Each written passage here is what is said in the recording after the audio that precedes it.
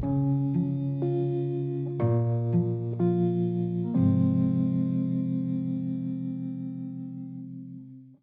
welcome to the podcast. My name is Father Bill W. I'm an Episcopal priest. I live here in Austin, Texas, and have had the gift of recovery for just over 50 years now. And for that, I am very, very grateful. The purpose of these podcasts, in a nutshell, is to go deeper into the history, the philosophy, the spirituality that underlie the 12 steps. And I think my audience, in quotes, is two groups. One is people who maybe have a hard time grabbing hold of recovery to make it simpler than it has evolved to over the 85 years or such. And then for also those people for whom the light has gone out, the flame has left, the spirit has departed, to give you a new jolt and get you appreciating some of the deeper mysteries that Bill Wilson and Dr. Bob and the pioneers were experiencing.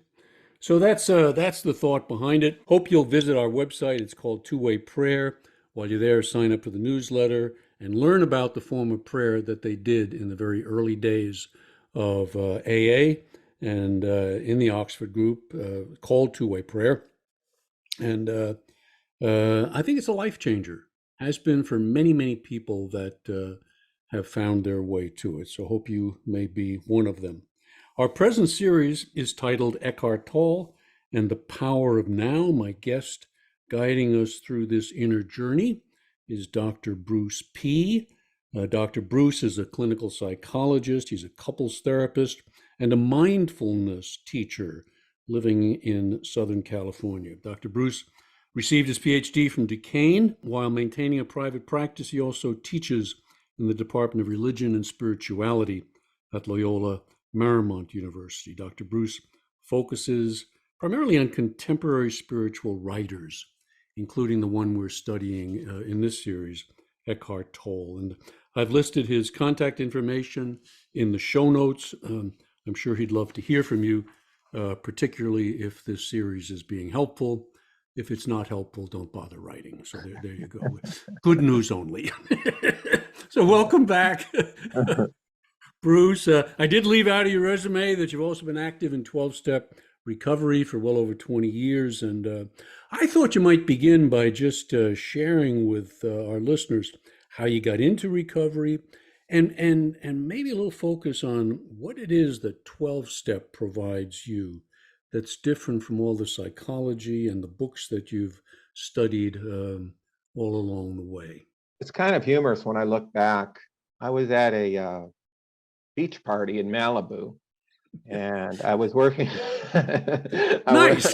I was at a beach party in Malibu, and I saw this very attractive woman, and I approached her, and basically I just wanted to get to know her and maybe have a date with her.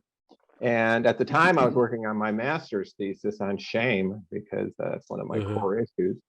And anyway, she was a marriage and family therapist, actually, and we started talking about psychology and stuff. And I said,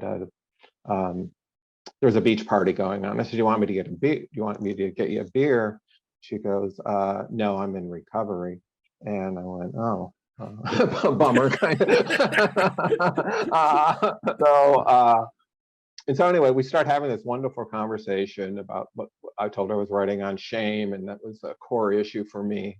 Yeah. And she said, I'm on my way to an ACA meeting, Adult Children of Alcoholics. My parents were alcoholics, and I'm an alcoholic too.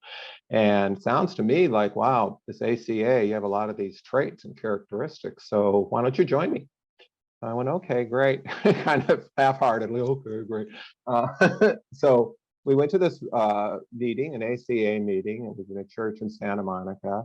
And what was wonderful about it, as we entered at this particular meeting, they had 20 minutes of quiet time before the actual meeting started. So I really gravitated for that. I came into this place, all these people sitting in prayer and meditation. And I really, felt that to be a wonderful, wonderful presence. And so then we went through the meeting, and they read all the ACA characteristics. And, I've realized I was at home, adult Yeah. child, an alcoholic. And then after the meeting too, they also had a quiet time, contemplative prayer, meditation. And so what I got out of the 12-step community, which I didn't get out of my psychological work, was the emphasis upon seeking and contacting higher power for healing. In clinical psychology, some of the humanistic people talk about Right. that, but not really. So that was the main thing, and that just, and then of course the fellowship, the fact that the suffering was so universal and so shared, just Yeah. meant a lot to me. But I think the main thing I got from 12-step spirituality was that it's a legitimate program of transformation. In my tradition, it would call actual repentance, changing your heart and healing the suffering to change your heart. So what a blessing. And then, I was active for many, many years in that program, sponsored many people. And, getting back to the two-way prayer thing, the whole thing of ACA is to become your own loving parent. That's the solution in Mm-hmm. it, become your own loving parent. And so that was very important for me because my primary characteristics was kind of a internal punitive mode that was constantly punishing me.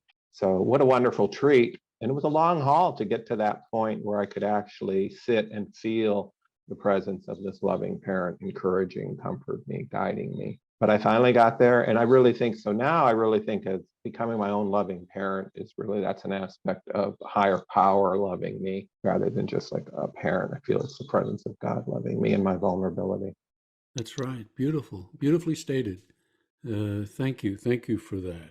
I think it's wonderful if people can put the two together, that they've got the 12-step experience and understanding, and then blend that with psychology, because the two are not opposed to one another. No. But if I can get the two, then I can go deeper into each. And it's a lovely balance. So speaking of balance, the first few episodes, we've focused on the problem of thinking, and kind of tackled it in two ways. One is the thinking, the insanity that goes along with addiction, the unmanageable mind. But that mind continues into recovery long term as well. And it shows up in compulsivity, in depression, in other forms of thinking where the ego doesn't just go away. And it's like, okay, I'm not drinking, but that is not the end of the thinking problems as they manifest in my mind. So we're kind of coming at it both ways, and I think that that's really important. We've focused a lot on the problem last few episodes, and I want to begin shifting with your help into the solution. And for me, we could put that into the terminology of step 2 and step 10 of mindfulness, of watchfulness, of making a shift. All right. So in step 2, what do we say? I can't believe the power greater than self could restore us to sanity. And Tolle is talking about the power, and he's talking about the power of now with a capital N. Would I be right in saying that for Eckhart Tolle, that power that we're seeking is found in the power of now? Is that fair? From my understanding, and I've sat with this material for a while, is that the power of now is the power of the ability to now establish a conscious contact with a higher power in the presence of God, the healing presence, whatever you want to call it. Yeah. So the power of now is a means, a powerful means to the end of feeling this connection with the divine within. So that's and all of his teachings and practices, the way we establish this conscious contact is through doing a practice in the now. It can only be achieved now. And wonderful to say, he has many tips and pointers and teachings on how to do that. But the power of the now is the power to, in the now, engage in focus your attention on a certain aspect of the suchness and isness of your experience to then open up this felt connection with the higher power, the divine, the comforting presence. Mm-hmm. Yeah. And to help with our discussion of this, I asked Dr. Bruce to provide us with some key quotes from Tolle that could serve as a springboard for uh, helping us understand what is this now. You know, other writers speak of it as presence with a capital P, and he speaks about it as now with a capital N. Tillich talks about it as being with a capital B. So it's different ways of approaching this that are helpful to us. And I got to tell you, since we've started this series, I have been really focusing much more intensely than I have on monitoring my mind, Mm-hmm. seeing where it is, catching it as early as I can as it drifts away from now, and then gently pulling myself back into this presence. So let me read the quotes, and again, I'm going to try to put these in the show notes so you can access them, and I encourage you to meditate on them. Bring them to your meditation each morning. I think we have 5 or 6. It'd be very helpful to go deeper, soak in it. An old advisor of mine used to say, just soak in it, you know? Here's number 1. The eternal present is the space within which your whole life unfolds. The now is the only point that can take you beyond the limited confines of your mind. It is your only point of access into the timeless presence of God. And I made a note that it sounds like help may actually be a whole lot closer than we think because we all have access to the now. You just got to be willing to go there. Yeah, that's right.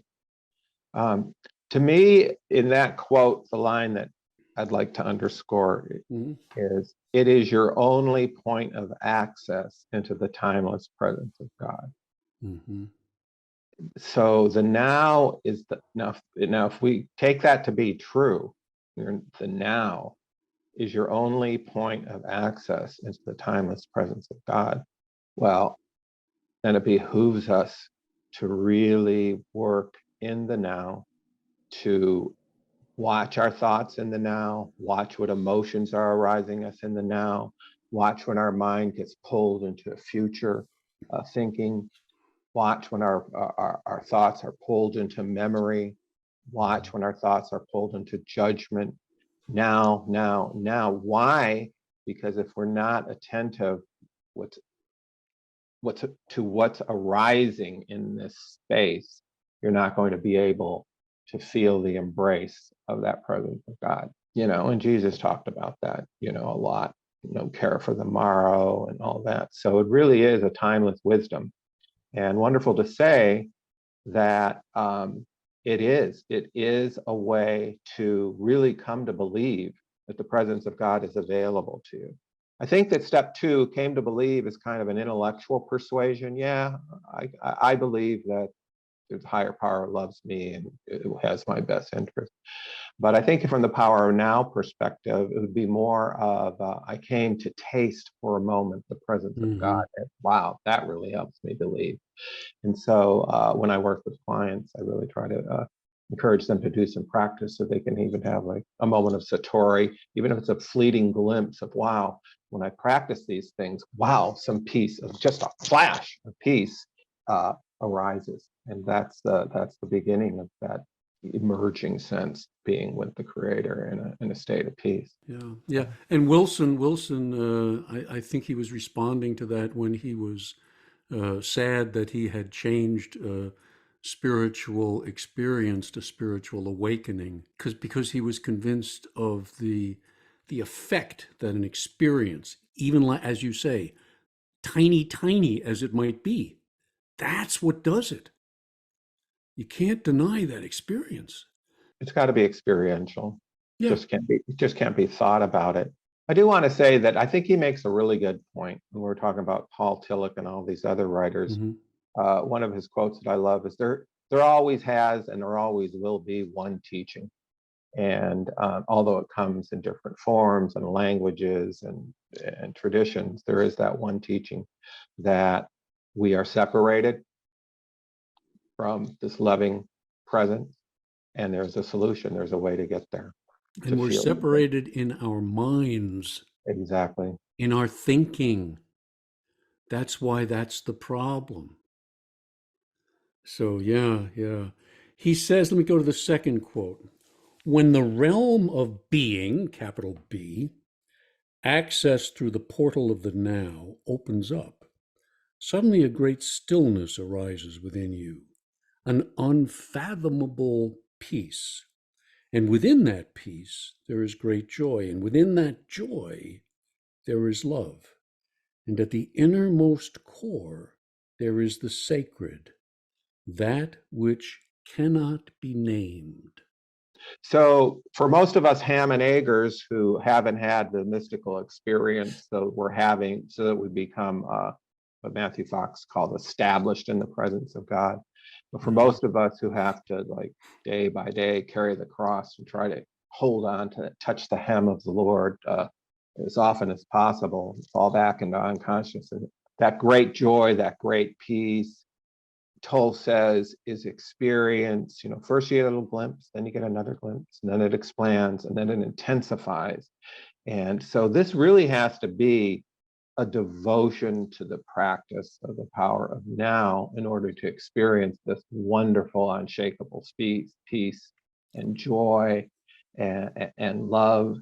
And so uh, it's sometimes easy to idealize the journey and Right. not deal with the and everyone's different. I believe there are some people who have these radical mystical experiences and are established in kind of an ongoing state of peace and connection with the divine.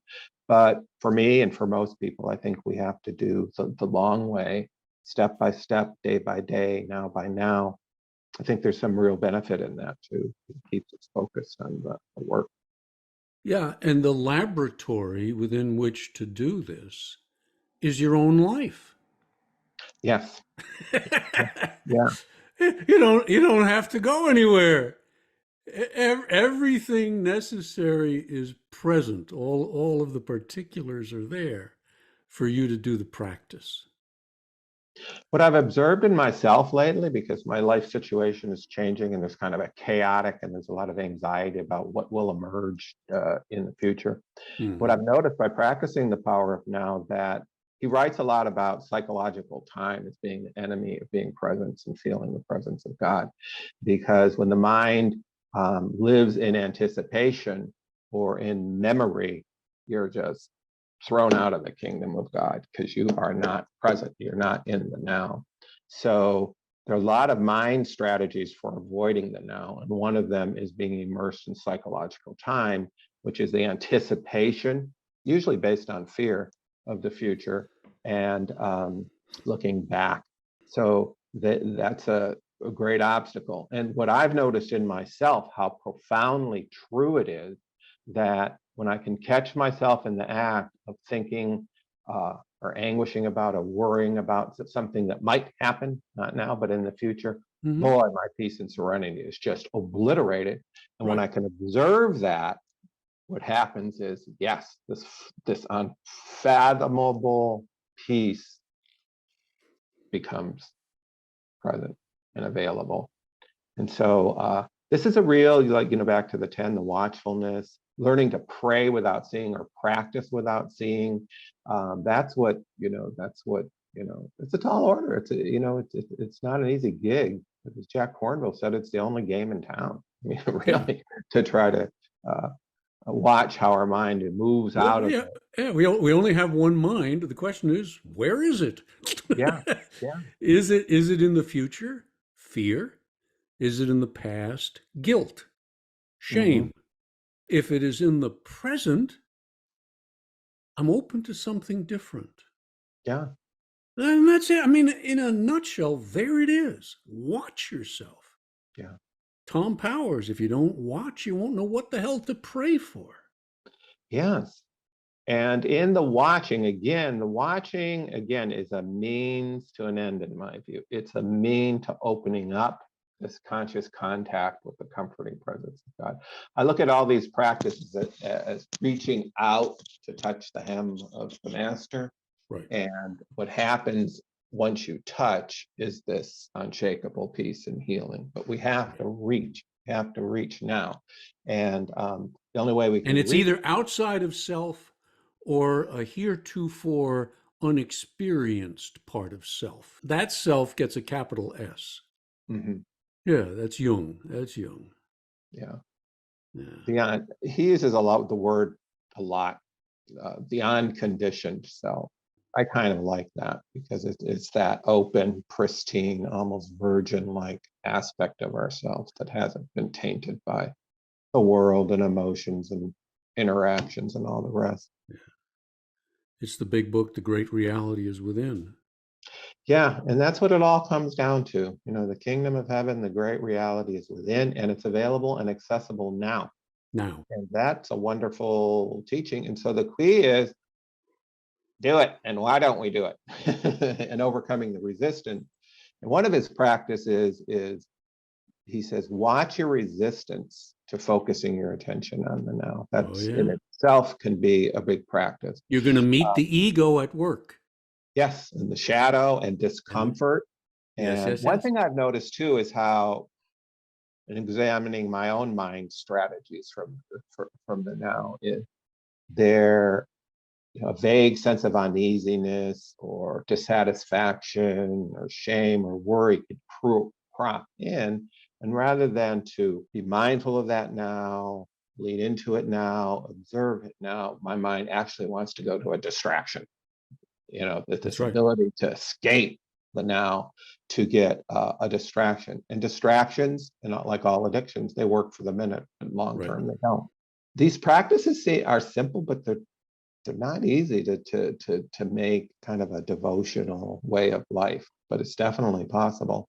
And what I like about this is if when we do these practices, most people are able to sense, wow, I have transcended the mind. A little stillness, a little mind absent of junk occurs, and that's pleasurable in a deep way, and that's liberation. Yeah, and I think many people in 12 step try to go to the meeting for that, and they do experience some of that in the meeting. But that can create a dependency on the meetings that may not be healthy, that it is within me as well, and that's where I need to find it and then It's bring that to the meeting. That's absolutely true. And I've observed myself in meetings, and no doubt I get nurtured by the shares Sure. and the And collective. it's a good thing. I'm It's not wonderful. anti-meeting. But Yeah. I also realize there's an element of self-evasion in here because a lot of my attention is on thinking. A lot of it is on the other person's story, and not much of my attention is on the field of my own presence in my interior. So you've managed to avoid yourself yet again. Yeah, and it's become as divert. Let's go to a meeting and forget my problems while I got other problems. And so again, it's all about using things skillfully. I love the Buddhist concepts of skillful means. How do you do something skillfully? So what's the skillful use of meeting? Eckhart Tolle, if we do the relationship segment, he says that the way to go to a meeting skillfully, he would say, is while you're in the meeting, make sure that much of your attention is on your breath, on the inner sensations of the body, on your reactions, thought reactions and emotion reactions to the speakers. When you share, keep some attention within. Am I And joining with them rather than thinking of something clever I'm going to say when it's exactly, my turn? Yeah. yeah, waiting for the thing. So Yeah. so you could practice the power now in meeting. Really opens up a space, I think, for you to actually receive more. And Sure. Yeah. Sure. But Yeah. I'm really just watching this tricky ego of mine, the trickster, of how it's kind of a genius ways uh, Brilliant. It's brilliant. of leaving the scene so I don't have to feel what I'm feeling, let's check out, let's find, menus of ways to depart from the scene, and Yeah. then And then projection. I project it onto the people around me, the circumstances around me. That's the culprit. I love his simple thing about the shadows as a statement, what you object to in others is also in you. And so I That's use right. that as, That's right out of the book. yeah, Spiritual axiom. Anytime I'm disturbed, there's something yeah, wrong with me. yeah. And so you got Live to my watch that. life on the basis of anytime I'm disturbed, there's something wrong with the people around me. Hmm. And I would change those people. Same damn problem. Yeah.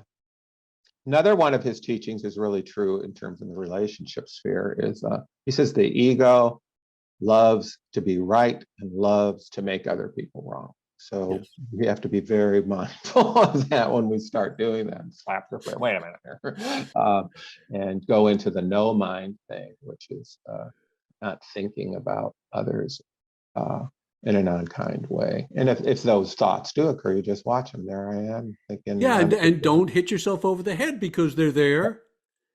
Be, Yeah, be grateful that you've seen them and you can own them. That's shadow work. yeah. In the now emerges uh, a real profound sacred experience of compassion.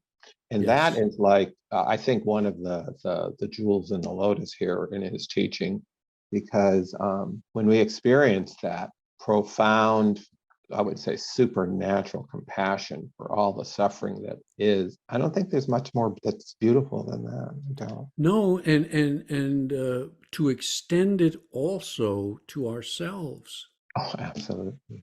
to Yeah. have compassion on that part of me that wants to be brutal, that wants to blame, that wants to project, that wants to defend. Ah, meet it. Wants to be Meet it. superior, aches Wants because to it's be superior. inferior. It's the whole human catastrophe. Yeah. And, And we're playing that out on the world scene, I mean, oh, that's what's happening. That's why it was so important, that Bookman with the Oxford group and the beginnings of, AA just took its stuff and left, but he wanted to go after the whole world yeah, because it's a problem not just reserved for alcoholics and addicts. It's being played out on a much broader uh, plane, and yeah. and we're suffering as a result. I really understand and appreciate that impulse, but David Hawkins and Eckhart Tolle believe that the best thing we can do for the world is if we can be present and in contact with our higher power, Yeah. that has unseen effects and opens up the space for transformation of us to occur. Because we're out there. Jung said the same thing, Yeah, Bruce. yeah, If there enough people get it, yeah, exactly. we got a shot at this thing. Yeah. And that means me now. That means you. That's right. Yeah, but the compassion is so very important. The self compassion. Um, he has his definite one of his definitions of love, which I think is kind of simple, but points to compassion. He says to see the other as essentially not other is love and is compassion. And Yes. so when the mind starts thinking the other is different or threatening in some way and not in this connectedness with ourselves, then there's no love there. That's More right. fear. Yeah. Let me go on. As soon as you honor the present moment, all unhappiness and struggle dissolve, and life begins to flow with joy and ease. When you act out of present moment awareness, whatever you do becomes imbued with a sense of quality, care, and love, even the most simple action. That's exactly what you were saying. It's Although so he beautiful. said it much more poetically than you did, Bruce. Well, he's Eckhart Tolle. I'm just a ham and egger here. um, but the one of my practices, and he has a teaching on what he calls awakened doing. And he says, be very careful. And I've noticed this in myself. When I'm treating an activity as a means to an end rather than an end in itself, the care, the quality, the beauty, and the simplicity that could be experienced just not. And I've begun making walking my dog my spiritual practice, because a lot of times when I do my walk, she loves to explore. She never wants to get home. She wants to play. And I notice when I am trying to treat this walk of her as a means to end, I got to get home so I can do this. I don't enjoy the walk. I become Right. irritable. I get angry at her. On the other hand, when I can just treat this as an end in itself, not seeing it, I got to walk the dog so I can get home and do something more important. My God, the walk becomes a peaceful, loving, wonderful experience.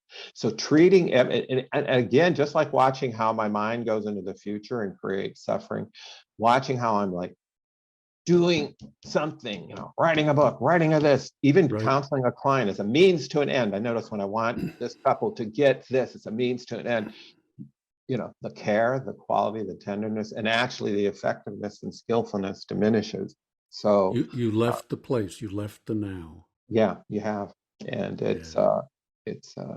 so these are really uh, uh, valuable ways of living. I The think other that, thing in this thing is, as you honor the present. I would say, as you honor the present again and again and again and again and again and again and again, it really is true. Like he has a quote that I like. He says, "It's never the situation that is painful; it's our thoughts about the situation." And so, if we can enter, even if we're going through a challenging experience where there's threat and pain and loss or whatever, we can honor the present moment. We can lean in and unconditionally surrender to and accept this discomfort and pain that's going on in the body. But we don't have to make it into an unhappy me story.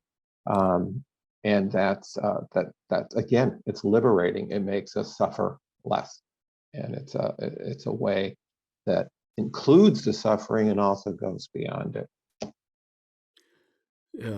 my mind searches for somebody to blame this on, Yeah.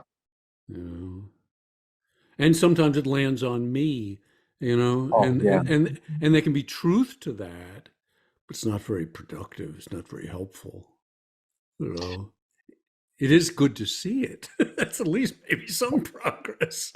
Well, again, back to the teaching, watching is enough. So judgmentalness and Mm, resistance an attachment are really ways of avoiding the now and separating yourself from the loving presence of the higher power. So again, it's not the case. I thought I'd reach a point where none of this stuff would ever start arising. The fear, the anger, the self-pity, the judgment. No, I'm an ego, I'm flawed, I'm human, I'm conditioned. This stuff comes up again. But how do I skillfully watch it, to go beyond it, to mm, touch that garment and feel more and more frequently, wow, in this present moment, there really are no problems. There is a breath of peace and freshness that transcends human understanding, and it's there. So, a lot to watch for. It's not as simple as a lot of people who practice the power of now. Just watch the breath and feel the inner body. It's no. a little more complex than that, especially the pain and suffering. A lot of the couples, I love working with couples. It's the hardest work because the deepest pain comes out, the judgment, the hate, the vulnerability, the soul sickness, all of it comes out in our relationships. Mm-hmm. And people can just have a compassionate allowing of things to be without let it determine how they treat one another. There's a big transformation that can happen. Absolutely. Let me go on. When the compulsive striving away from the now ceases, the joy of being flows into everything you do. The moment your attention turns to the now, you feel a presence, a stillness, a peace. But I added in our back and forth notes, but the reverse is also true, is it not? That when my compulsive thinking takes charge again and leads me away from the now, then I lose my connection with the present moment. And what do I begin to feel? Restless, irritable, discontent. That's program language. I begin to Absolutely. feel these things. Yeah, yeah. It's experiential. It's experientially true. It's a wonderful description of what happened. Um, I've experienced that it's true. The moment I turn my attention to the now, Mm-hmm. how? By witnessing my thoughts, by feeling my from body from within, watching my complaining, just watching, feeling, and allowing it to be. Um, that kind of begins to get erased on the chalkboard of my mind, and then this stillness, this peace in the background Mm-hmm. begins to be felt. On the other hand, and the reverse is I just put more in the blackboard. I hate this. Right. This is wrong. Da, da, da, da, da, da, da, da, da, you know, and there it is. And so, yeah. The, Choose again. Choose again. so it gets back to that point that our mind is creating a lot of unnecessary suffering. It's not that we could just rid ourselves of our mind. Our key is to watch it, compassionately attend to it, and still it, quiet it, and use that as a means for feeling the presence that we all long to feel. To live in the embrace of the higher power is really, I think, the aim of all of this. Yeah, that's that presence with a capital P. It generates silence. When he uses that quote, when the compulsive striving away from the now. So that's a shadow aspect we really got to look at. Like when I notice my distractions and going into future worry or past whatever, there is the ego does not want to sit with itself. No. The ego is, according to Eckhart, full of unease, full of fear, full of dissatisfaction, full of suffering. And Because so, it's unaligned. exactly. It's unaligned with God. Yeah, You know? it's the fallen state. It's the Yeah. fallen state. And it's, at some deep level, I feel guilt. I feel I'm going to be caught. Mm-hmm. So I have to stay busy. Yeah. You're going to Yeah. find out that I'm a fraud. Yeah. It's again, like we said in the last episode, Pascal's thing, the inability to sit with oneself is a Mm. huge source of unnecessary suffering. And it takes courage. You know, I think in the 12 steps, I think one of the great things, the 12-step spirituality is it necessitates courage to do an inventory, courage to admit that, wow, I'm frigging up my life with a lot of suffering for myself and others. That takes courage. And that, I think, is the beginning of the search to contact this loving presence. I'm not a great big book quoter, so I may get this wrong. But I believe there is a sentence or so in the book that says after you do that fifth step, go off and be by yourself. Hmm. Sit for an hour. Take this book down from the shelf. Look at it. Have you put the pieces in place right? But I think the thing that I'm focusing on right now is what you just said. Can I sit by myself now? I've dumped my stuff. I've joined with another person. I've done what I can do. Is it possible now to be with me? If so, boy, you've come a long way. Yeah. Come a long way. So that's why Eckhart doesn't like the word mindful, because he says his whole thing is to be mindless, not to be full of mind stuff, to empty it. But Yeah. mindfulness practice is a wonderful thing if you can just notice and describe what's going on within inside you. And what happens is there is this acceptance and there is this emancipation from the unhappy, negative feeling tone there. So when we sit and can notice and describe, especially when we're impacted in a negative way, when we receive a strong negative charge through an interaction with the world. One of the things that I stress in my work is impact recognition. As you go through the day, I love the movie What About Bob with Bill Murray. There's a scene where it opens, he's in a real neurotic, multiphobic personality, and he begins his day and he's saying all these affirmations. I feel good, I feel great, I feel wonderful, I feel good, I feel great, I wonderful. Then he walks out the front door, the trash truck goes by, and people, real insane people, start walking by, and he basically ends up on his back and agony screaming. So all is, I feel good, I feel great. So what I'm saying is, like, you know, we sit in our morning meditation, we aim to live peaceful and poised and charitable lives, and then the world comes at us and impacts us and hits all these unhealed parts and our human parts, the fear, Yeah. the ego, and all that. And we And, lose. and so pause when agitated. Yeah. Let that line take on new meaning. Yeah. Pause when agitated. Yeah.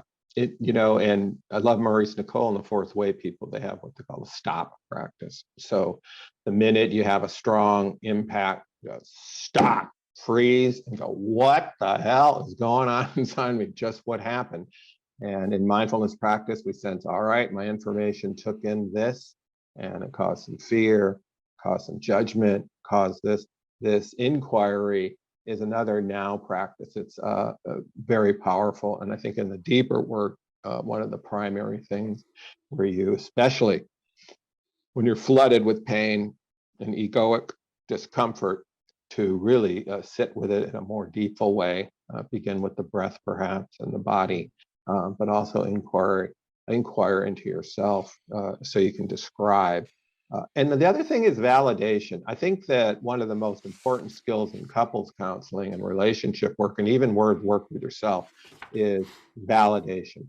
To send the message to yourself and to someone else, wow, it makes sense to me that you're experiencing that. It makes sense to me that you're fleeing the now. It makes sense to me that you're seizing with anger. It makes sense Right. to me. And when we do that, it's kind of a healing interaction. And we don't do, someone shame bound like myself, I don't do it nearly enough. But I always, if I going through something, the thing is, no, you shouldn't feel that way. You should be Right. more about, rather than, whoa, dude, that is scary. It makes sense to me that you're worried. It makes sense to me that you're in pain over this. So that's always a way of moving to that wonderful space of acceptance. And it makes sense that I'm human and not superhuman, Yeah, yeah, which is absolutely. yeah. Speaking of which, Toll cautions that when things are going right in my life, that might actually be a dangerous time. That when success comes, look out. This is inflation, Yes. inflation of the ego. Yeah, I love the writer Albert Camus. He's a humanist. He's not very spiritual, but he's, tries to have a humanistic spirituality. Mm-hmm. After he won the Nobel Prize, he wrote very quickly in his diary, he says, success has led to falsification for me. Mm. Falsification of what's really important, and has made him miss the mark. And so there is a, that ego inflation, of course. But we're trying to, the ego wants to climb up to have an experience pleasure and joy in a way, in some other way, wants to take a shortcut. People really delight in feeling good about themselves. People delight in feeling superior, so that's just, core human condition junk, as I call it. But you got to watch it.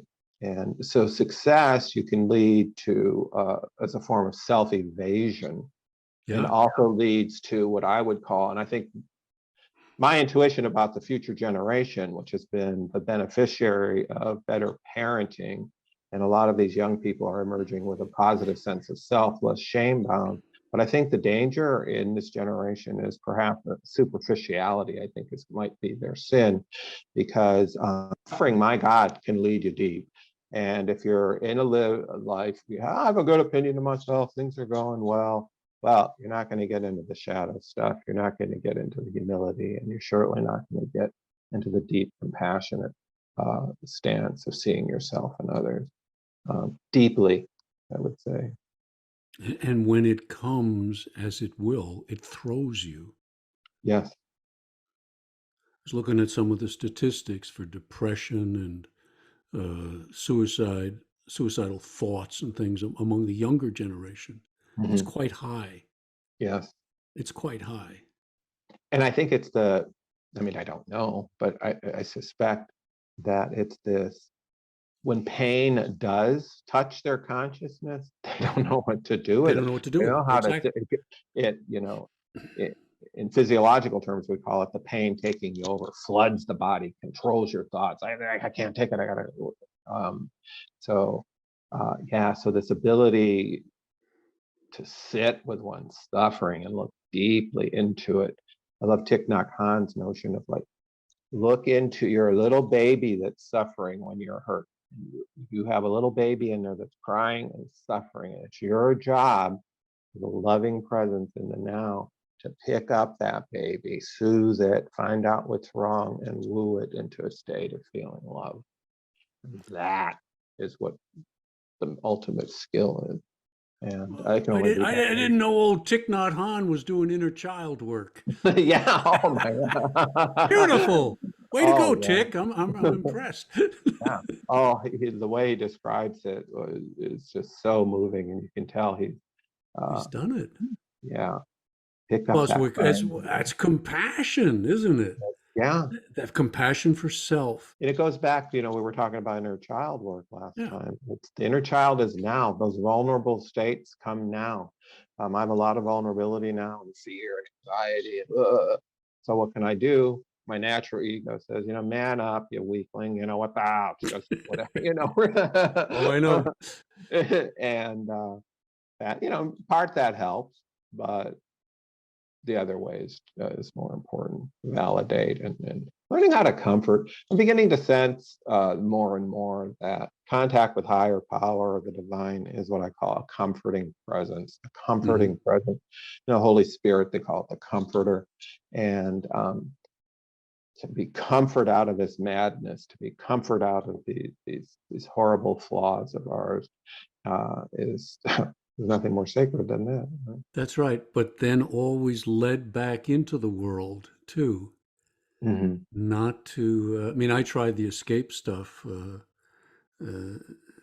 untransformed, Yeah, yeah, uh, hiding, really, looking like I'm doing life, but I'm not, you know. Whereas if I will let the pain have its impact and learn to recognize it, share it, you know, have greater compassion on those who are experiencing it too. That's the journey. yeah. That's the journey. Two quotes to go. An amazing realization is that in the present moment, there is only what is, but there are no problems. And if your attention remains in the now, you no longer inhabit a world of problems. There is a place. The place is deep inside. The place is now. The great reality is within, accessible to anybody at any moment that they're ready to go there. It's Yeah. not the guy with 40, 50 years. He may be further from that place than the newest person in the meeting. This thing of not inhabiting a world of problems. Hmm.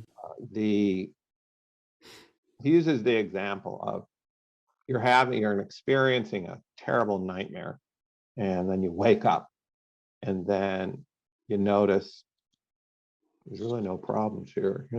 Got good air Yeah. conditioning. There's a pretty flower over there. No problem. And so that's the way our mind creates a lot of problems.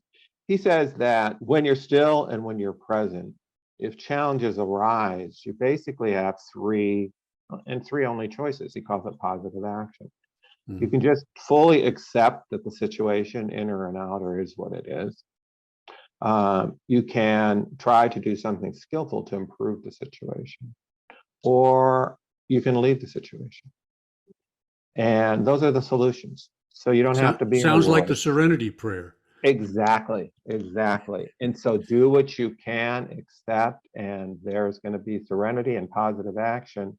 And again, it's easy to talk about these things, but to actually practice them is the aim. But I've noticed that, through self-observation, noticing the simple isness of a situation. So I cut my finger. It I was, saw that. I yeah, saw that. I Hey, cut my finger doing something for my hey, I dog. bruised my arm. Look at this. Hey, Oh, yeah, yeah, walking my dog. All yeah. right. Did you walk your dog I doing that? did. I was Oh, walking my dog. The dog took off. I went flying with the dog oh, into the street. But oh. a moment of in my 48-year marriage was very important. My wife said she was walking with me and she faced, do I help Bill or do I go after the dog? Mm. I won that day. Wow, I thought that was sweet. One of the sweetest things I've heard in years. it's very sweet. Chose me over the dog. That's a Oh, that lot. would had to be a hard decision, frankly. I think so. Well, yeah. Hey, I'm Um, grateful. I'm grateful. yeah, but so like with my cut finger, I noticed, I went, oh my God, oh my God, is this going to be bad? Am I going to need stitches? All these problematic thoughts, and simple, rather than just, all right, it's like a deep cut. There it is. It's painful. No, it's not a problem. I wash it. Da, da, da. I have some limitations for a while. So Mhm. why make it a problem? You know. Um, Eckhart is never far from your mind, is he? yeah. Always in there. He does have a wonderful sense of humor that I really Hey, you appreciate. need that. You Yeah, need that. yeah. Jeez. He Let me do says, the I, last quote. Let me do the last quote because we're okay. getting close to our time. Oh, yikes. That's okay. We're good. It's always now, Bruce. That's the wonderful Okay. good news. Oh, It's always yikes. now. What the hell? Being is accessible to you now as your own deepest self, your true nature. But don't seek to grasp it with your mind. Don't try to understand it. You can only know it when the mind is still, when you are present, when your attention is fully and intensely in the now. Being, parentheses, God, can be felt, but it can never be understood mentally. Oh, we waste so much time and so much time on step two. Who is this power? I have to define this power. I have to understand this power. No, you don't. You just have to shift into an experience of this power. And that happens now, and it usually happens with silence Mhm. and with non understanding. God as I don't understand, but experience. Yeah, the Psalm, be still and know, be still and feel the presence of this God, which Yeah. cannot be grasped by the mind. And for me, it's an enveloping comfort that is just Yes. feel interconnected and going, wow, everything's okay. Somebody just came in here for the folks on YouTube. Oh, For the folks on YouTube who are watching this, you podcasters are not going to get it, but with the, this is the little puppy oh, with a who little took pup, off. Yeah. how happy. So Uh, can you see it was a tough choice. what's your name? What's the name? Her name is Maggie. Oh, Maggie. Maggie. She Eckhart is. wrote a book on animals. He calls them portals into being. And he thought that animals Mm, exemplify living in the now without mental stuff. And they're great, great teachers for us all because they're not having this mental commentary fully immersed in the mediatism now. And yeah. I think one of the holiest moments that I experience on a day-to-day basis when I see my dog smiling.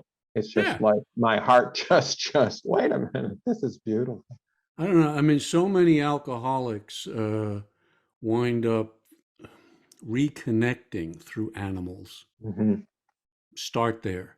Start Yeah. with a plant, then move to a cat, then Yeah. progress to a dog, and then maybe you're ready for a relationship. Maybe. Maybe, maybe not. Yeah. But you got to start somewhere. Yeah. Thanks for sharing your Maggie. Oh yeah. Hey, I'll put a connect in the for the podcasters. I'll put a connect in the show notes where you can Little catch this thing puppy. on YouTube, because that's a new thing. We're starting to put up our podcasts onto YouTube and reach out to people who maybe are not so familiar with podcasting. So there we go.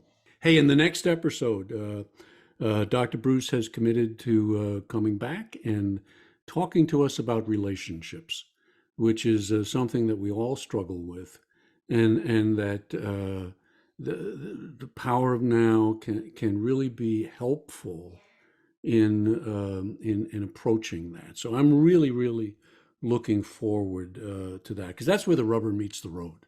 You know, Yeah. it's in those relationships. So, Dr. Bruce, I want to thank you once again for sharing your wisdom and your experience so honestly with us. And I wish your thumb a great healing. Kissed a little boo boo there. There you Yeah. go. And you'll be all better by the time you come back next week. So Okay. Thank thanks you. for doing this. I thank you guys for listening. I know it was helpful. You may not realize it, but it was helpful. So if you didn't get any help, listen to it again because you missed something. So it's there. It's there. So thank you, Bruce. Thank you, See you Father Bill. guys. Yeah. Thank you, Father Bill. Love you. Love you too, man. Bye See you bye. guys next time.